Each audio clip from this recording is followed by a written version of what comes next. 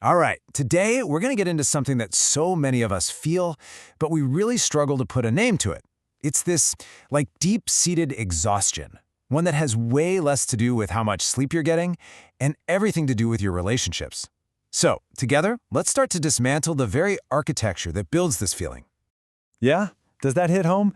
It's that specific kind of tired, right? The kind that no amount of sleep seems to fix. It's that feeling you get from spending just so much energy managing everyone else's life, their moods, their problems, that you kind of start to feel like your own life is just disappearing.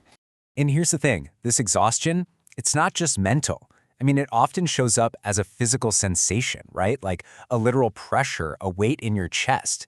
It's not just information that you're processing, it's a weight that you are physically carrying for other people. And this feeling can look really specific, can't it? I mean, maybe for you, it's managing a parent's loneliness, constantly making sure they're okay, but they're not too sad. Or maybe you're always navigating a partner's shifting moods, just trying to keep the peace. But here's the crucial part. Their pain becomes your emergency. Their chaos becomes your problem to solve. So, this whole feeling, this pattern of behavior, it isn't just some vague sense of being overwhelmed. It actually has a clinical name. And you know, just giving it a name, that's the very first step toward really understanding it and eventually changing it.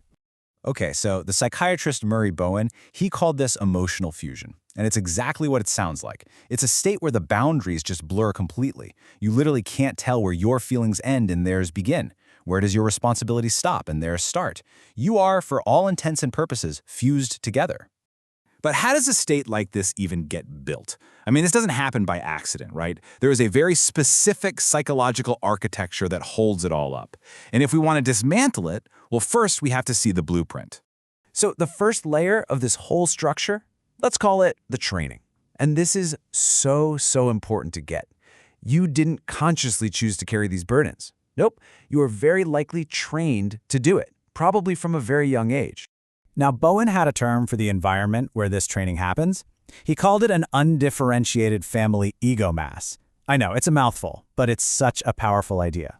It basically describes a family system where love gets shown through total, complete emotional availability.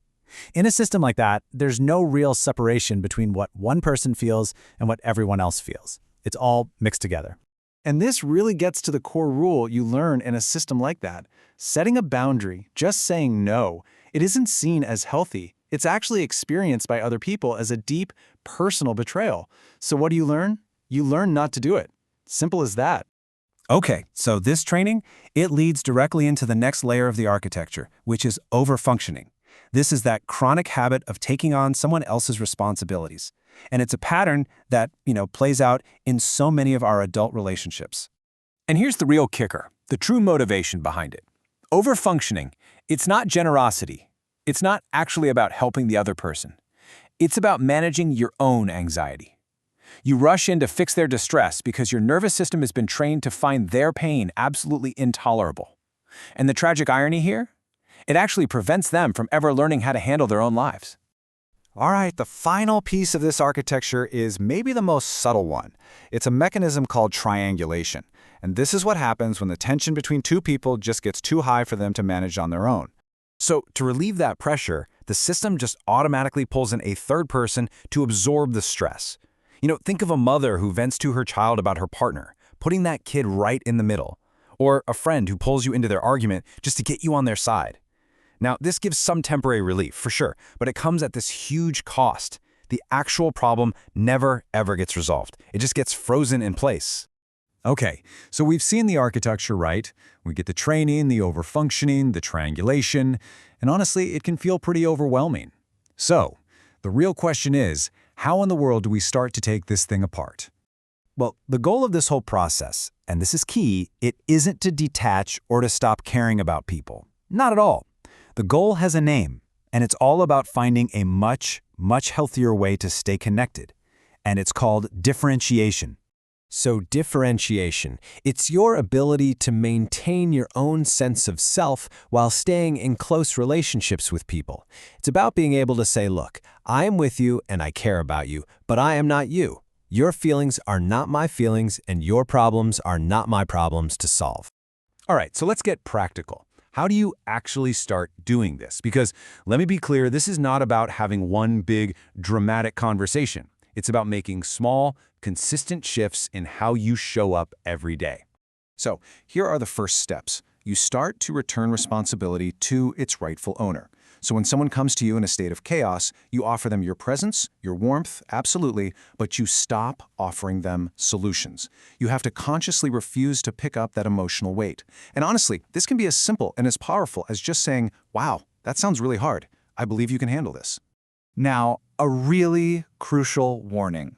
When you start to change, the system will push back. The people who are used to you overfunctioning for them, they are not going to like it. Bowen actually called this change back pressure. And it often sounds a lot like accusations that you're being selfish or you're being cold. And you know what? This is the exact point where most people give up. But you absolutely need to understand this. That pushback is not a sign that you're doing something wrong. It is definitive proof that you are finally doing something real. It means you're disrupting a long-standing, unhealthy pattern. So ultimately, what is all this work for? I mean, it's about way more than just feeling less tired. It's a fundamental act of reclaiming your own life. And this, right here, this says it all. Your existence is not to be a supporting character in someone else's story. You're not just here to manage and fix and absorb for everyone else. This whole process is about moving yourself from that supporting role back to being the lead character in the only story that is truly yours to write. So I'm going to leave you with this to think about. What is one burden, just one, that you are carrying right now that actually belongs to someone else?